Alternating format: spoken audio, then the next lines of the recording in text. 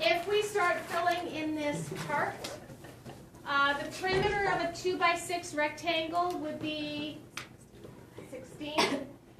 If I apply a linear scale factor of 3, the new dimensions would be 6 by 18. And what would the new perimeter be? 48. 48. So then if I figure out the new perimeter to the original, that would be 48 to 16. And what is 48 divided by 16? Pardon? 3. 3. If I look at a 9 by 6 rectangle, what's the perimeter? 30. 30. If I apply a scale factor of a 1 to 3 or 1/3, what is 1/3 of 9? 3. And 1/3 of 6? 2. So I get a 3 by 2 rectangle, which would have a perimeter of 10 centimeters.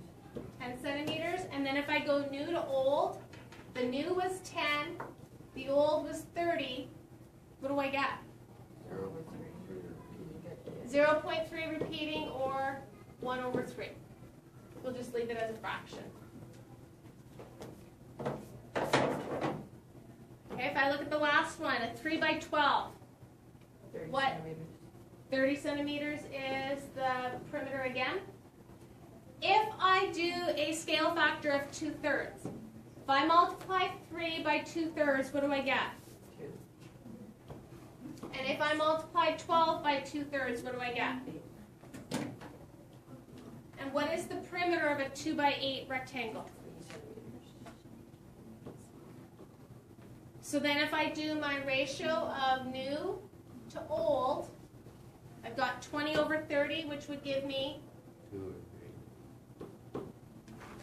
what do you notice about this column and this column? They give you like what you have to multiply by. They're the same numbers. So this, basically, the purpose of going through this activity was to show that a perimeter scale factor is equal to a linear scale factor. And the reason for that is because perimeter is linear. Perimeter is just adding lengths together. So the scale factors would be the same. So if I look at the table from the previous page and fill this part in, the scale factor, the linear scale factor for rectangle P was 2, Q was 3, R was 1/3, and S was 2/3. If I have a linear scale factor of 2, is that an enlargement or a reduction? Enlargement. If I have a linear scale factor of 3,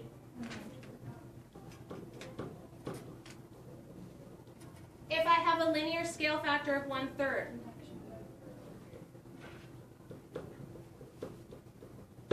and 2/3, how do you know it's a reduction, Courtney? Because it's Between 0 and 1.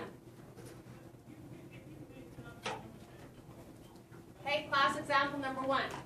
Determine a scale factor that will transform diagram P to diagram Q.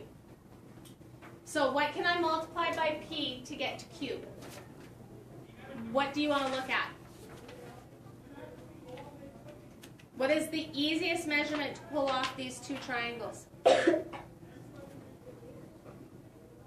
one. Why the bottom one? It's a straight line.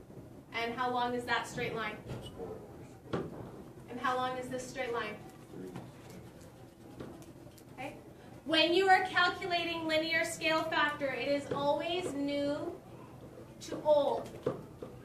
So as a ratio, the new measurement is 3. The old measurement was 4. So as a ratio, it is 3 to 4.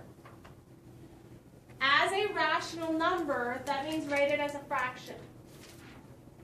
And if the fraction becomes a decimal that's a nice decimal to work with, meaning it terminates, what would the decimal be? 0.75. And then as a percent, take that decimal and multiply it by 100. And I get? 75%. That 75% means the length of triangle Q is 75% of the length of triangle P. Or the perimeter of triangle Q is 75% of the perimeter of triangle P. Okay, the second example. Sarah increased the length and the width of a rectangular 8x10 photograph by a factor of 5 to 2. Is this an enlargement or a reduction? How do you know that? Because well, numbers are bigger than these. The top number is bigger. 5 divided by 2 equals 2.5. 2.5 is bigger than 1, means it has to be an enlargement. So what are the new dimensions of the rectangle?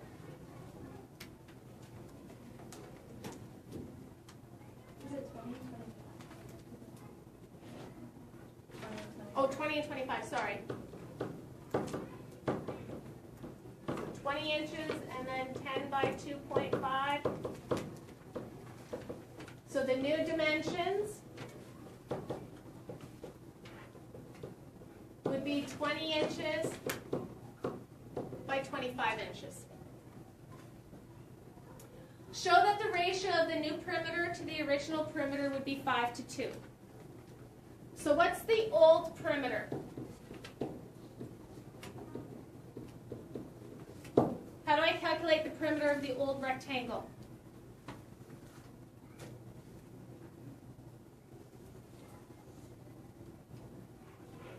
How did you do the chart on the previous page when you had to do perimeter?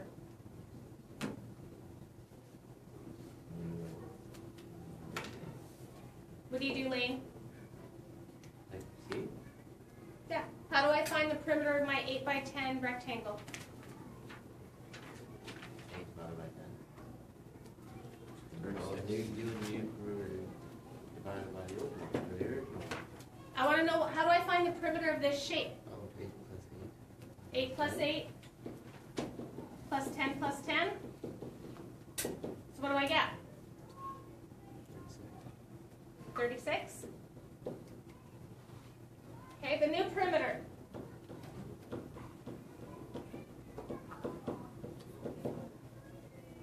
So 20 and 20, 25 and 25. How much is that? 95. Or, Just 90. 90. So now if I do the ratio of the new perimeter, 90, to the old perimeter of 36, what can I divide 90 and 36 by?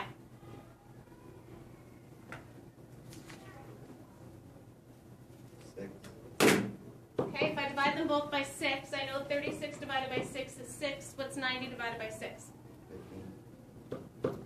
Can I divide 15 and 6 by the same number? What's 15 divided by 3? just divided by that. What's 6 divided by 3? There's multiple ways. When I looked at this, I thought 9. I can divide 90 and 36 by 9. Would give me 10 over 4. Divide them both by 2, I would still get 5 halves. This is where you want to end up. Okay, your questions. 4, 5, 7, 8, and 10.